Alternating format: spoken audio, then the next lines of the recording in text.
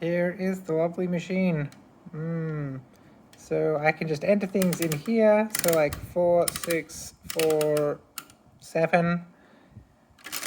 And then I crank the handle and then it's in here, right? So if I want to add something else to 4, 6, 4, 7, then I can just be like, okay, 6, 5, 8, then wind the handle, and there's the answer. And if I want to subtract that, I just wind the handle backwards. And I can clear it with that.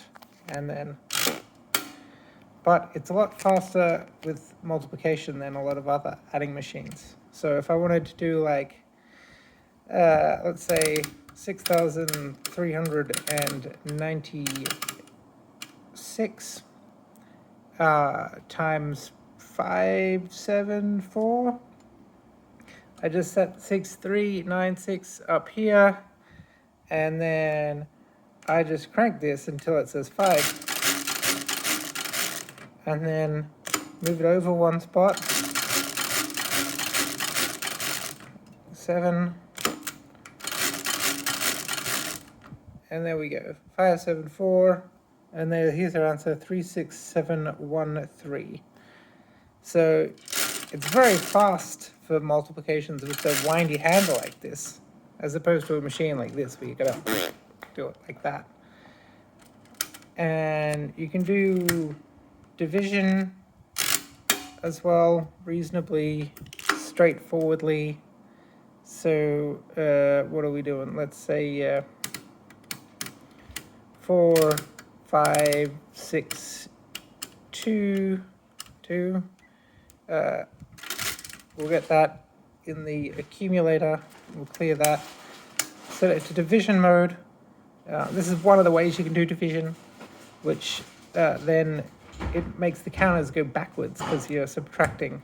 Right, so 4, 5, 6, 7, we've got it in here, and then we clear that, and let's say divide it by 329.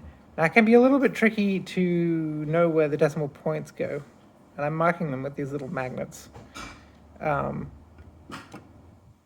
the way you do it, oh, I've put it in the wrong spot actually. I need to put this so that the leading digit is equal to the leading digit here. So 329 should be 329, and it'll be 3290, but it's 329, trust me. So then you just subtract until it underflows, and you can see that it's underflowed because it's all become 9s here, and then you pop that back on, and then again you slide the carriage over, subtract until you underflow, put it back on,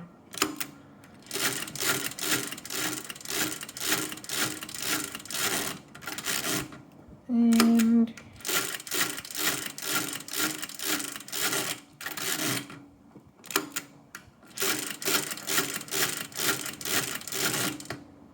whoops, I went there twice, but that's okay because you just wind the handle.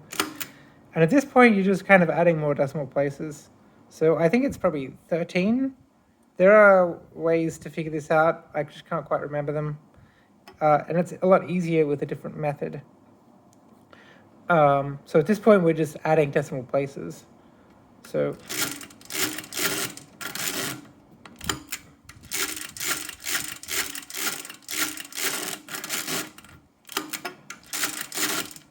oops.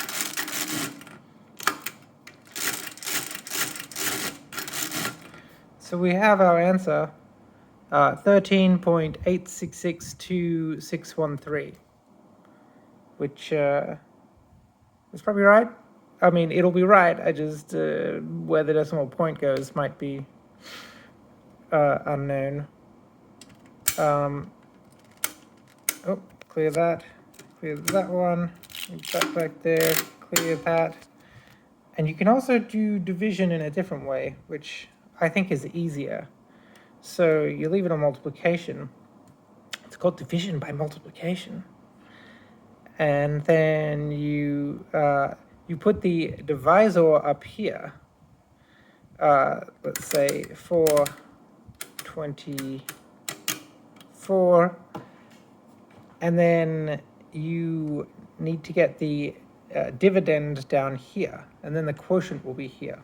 The quotient is the answer. The dividend is the thing that's going to be divided, and the divisor is what you're dividing by.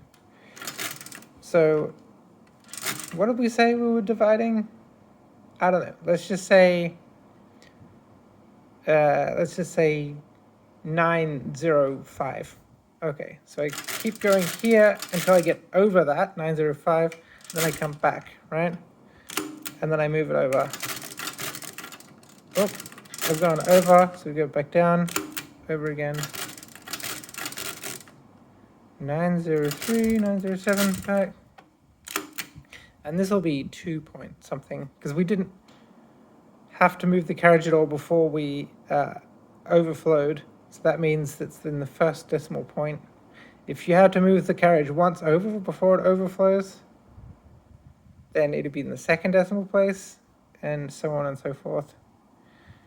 905, did you say?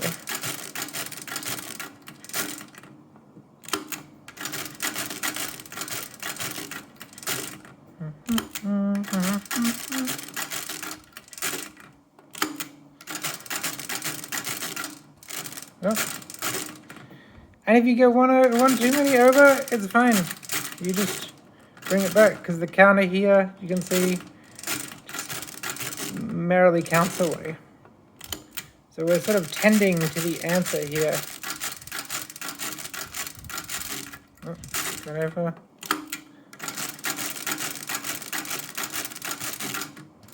Oh. And we've gotten to the end. And that gives us 2.13443396, which I think you'll find is the answer of 905 divided by 424. This one is a bit trickier because you have to remember what number you're trying to divide all the time, but it's faster, and I think it's easier for placing decimal points.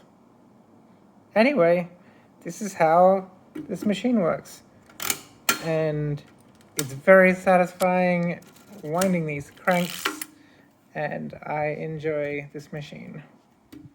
There you go. You didn't ask for a 7.5 minute video on this machine, but you got one, so enjoy.